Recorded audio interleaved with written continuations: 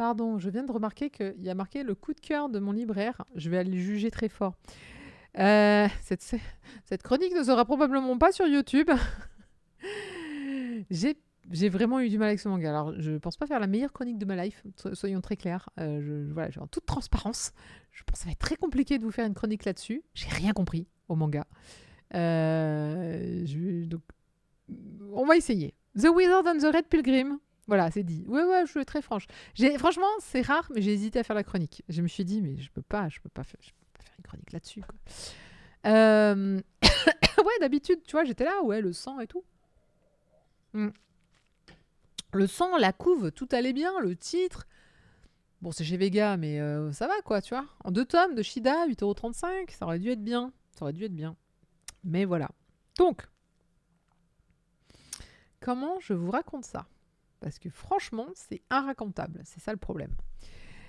Nous sommes dans un univers, un monde bizarre. Et je dirais qu'il y a des villageois. On peut pas c'est un monde fantaisique. Fantaisique. Fantaisiste. Qui n'existe pas. On n'est pas dans du moderne. On n'est pas sur de l'ancien. À la limite, je dirais que c'est un monde de contes de Perrault. Voilà. Qui est un peu imaginaire, complètement imaginaire, avec des créatures étranges. Et notamment, il y a des magiciens des magiciens, ils sont tous un peu monstrueux. Ils ont une apparence assez monstrueuse et surtout, ils butent tout le monde tout le temps. Et ils butent de façon assez sale. Ils butent... enfin, je ne saurais pas comment le dire, mais comme c'est des magiciens, on va dire que ils font ce qu'ils veulent et n'importe quoi. C'est-à-dire... comment t'expliques ça?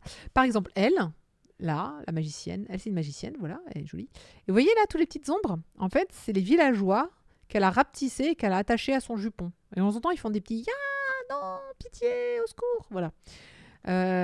J'ai quoi d'autre? Celui-là, visiblement, les enfants, ils leur coupent la tête et ils jonglent avec. Mais ils ont l'air de sourire, alors ils doivent être contents. Voilà, on est sur de l'horreur. On est sur de l'horreur cruelle, bizarre. Voilà, on est sur des trucs un peu chelous. Que j'explique pas beaucoup et un peu voilà, mais je pense que le dessin parle de lui-même. Et donc cette bande de magiciens, et notamment un magicien en particulier, recherche un enfant au sang bleu. Alors ce n'est que tuerie et sang, hein, je vous le dis tout de suite. La magie, ça rend fou apparemment. Bah, c'est un petit peu ça, ouais. Mais après, on voit, je crois, la naissance d'un magicien au tout début, et tu comprends pourquoi ils sont tous un peu fous. Et donc, ils recherchent cet enfant bleu, et tout ce qu'on leur dit, c'est que si vous... Vieux Racing, t'arrives bien pour le manga que tu n'as pas du tout acheté. Et s'ils mangent un enfant au sang bleu, ils disent, vous récupérez votre apparence. Donc, effectivement, comme je le disais au tout début du tome, je pense que tu assistes à la naissance un peu cruelle, bizarre, sanglante d'un magicien qui, littéralement, sort du corps d'un humain après des souffrances atroces de j'ai faim, j'ai soif, je vais mourir. Et donc, je suppose qu'en mangeant cet enfant au sang bleu, ils redeviendront humains, puisqu'ils semblent ne plus être trop humains, là, j'avoue que... Mais rien ne semble être humain dans ce monde-là. Mais bref. Et donc, ils tombent sur cet enfant-là. Elle est choupie, elle est mignonne, elle a un œil chelou, et surtout, elle ne peut pas mourir. Alors... je crois pas qu'on lui... Elle s'appelle Benny, et Benny, en fait, ne peut pas mourir. Benny, on lui coupe la tête, on lui coupe les bras, tout repousse, tout va bien. Et donc, elle est un peu chelou, et tout le monde la torture parce qu'il trouve ça marrant qu'il y ait des choses qui repoussent tout le temps. Et Benny, elle a jamais rien connu que ça. Elle a jamais connu que des gens qui lui coupaient des bras et des jambes et qui essayaient de la tuer de toutes les façons possibles et imaginables, et qui s'amusent de le voir qu'elle revient tout le temps. Ils font « Oh, trop bien !» On appelle ça un accouchement. Et donc, Benny, en fait, elle tombe sur un des magiciens, alors, dont le nom est un peu spécial, qui s'appelle O'Cuttle, je pense, c'est en anglais.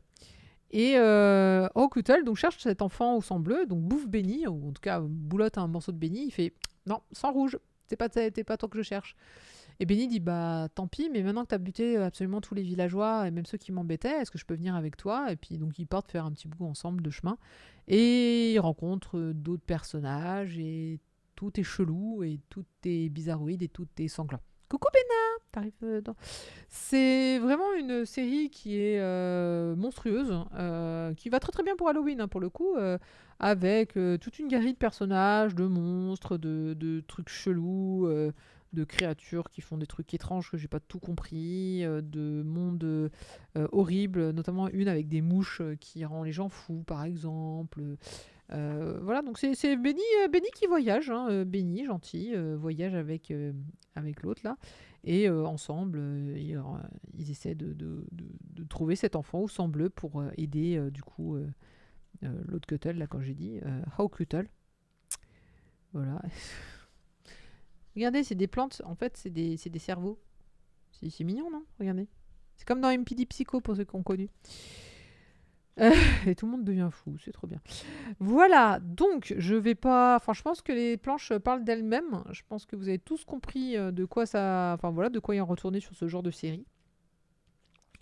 C'est pas très intéressant, selon moi. C'est très psychédélique, c'est très horribilis. J'y ai pas vu beaucoup d'intérêt, j'y ai pas vu beaucoup de trucs que je voudrais vous partager ou que voilà. Donc c'est pour ça que j'ai dit que cette chronique n'ira certainement pas sur YouTube parce que j'ai vraiment pas accroché.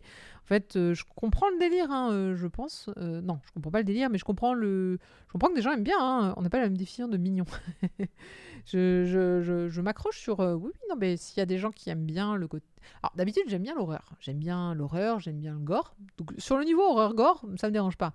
Le truc, c'est que le scénario, il part dans autant de sens que les membres des gens. Hein. Ça a ni queue ni tête. C'est Benny qui voyage, voilà, mais tu comprends pas très bien l'enfant sang bleu, t'en fous un peu. Les personnages, tu comprends. Enfin, la moitié des dialogues, j'ai rien compris. Ça part dans tous les sens. On passe d'une case à une autre. Je suis là, mais comment ils sont arrivés là? Qu'est-ce qui s'est passé? Il y a rien. Le fil rouge, c'est trouver l'enfant au sang bleu. Ok, super. Chaque planche, c'est un peu la foire fouille de bah tiens, on va vous montrer des trucs plus horribles les uns que les autres, avec de plus en plus de misérabilisme. Et je suis là en mode oui, bon, c'est un peu gratuit, quoi, quand même.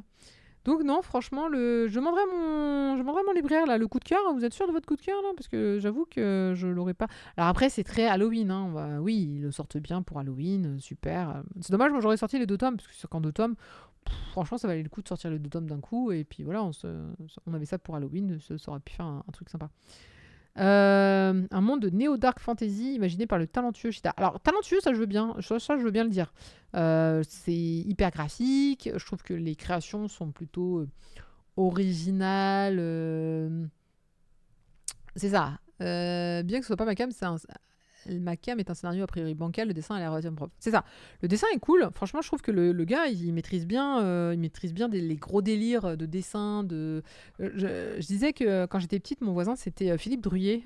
Alors, je pense qu'aujourd'hui, plus personne ne le connaît, mais il est à l'origine de beaucoup de BD psychédéliques, de métal hurlant, notamment, si ça vous parle.